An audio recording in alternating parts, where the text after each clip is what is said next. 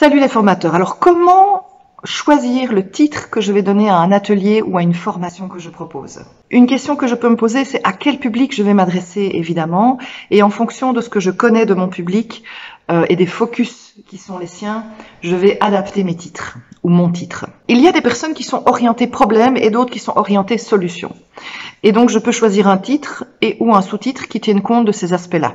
Si je choisis un titre orienté problème, ce sera par exemple « Diminuer le stress à la maison » ou Stop au burn-out. Là, je parle vraiment du problème en tant que tel, et donc je vais toucher les personnes qui sont plutôt focalisées sur les difficultés plutôt que l'action et les solutions.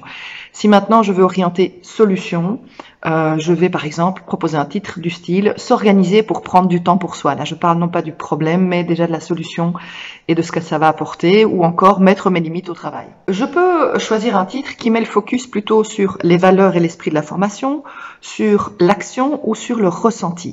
Alors les valeurs, l'esprit de la formation, qu'est-ce que ça veut dire? Ça veut dire un titre comme « Lâcher prise en dépassant mes croyances limitantes ». Là, on est plutôt sur les valeurs, ou « Développer mon empathie » si c'est une formation sur l'écoute. On est dans l'esprit de la formation, dans le savoir-être qui est caché derrière, les valeurs qui sont cachées derrière. Si je m'oriente plutôt sur la pédagogie ou ce qu'on va y faire, je vais parler des méthodes qu'on va utiliser.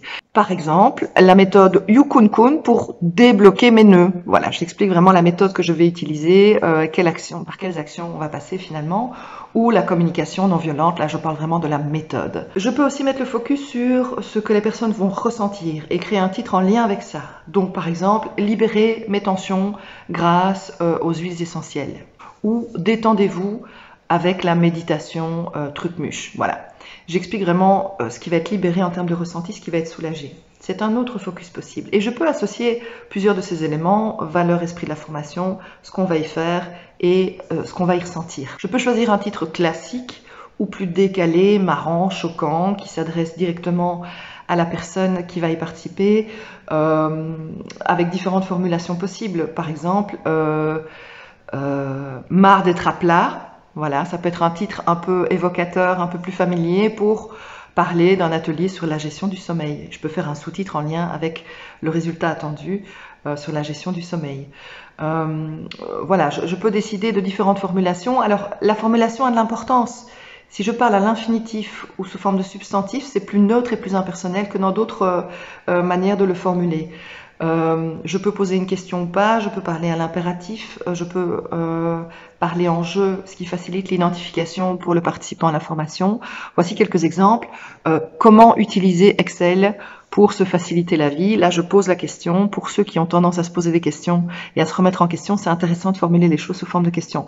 Mais ça peut être simplement utiliser Excel pour se faciliter la vie.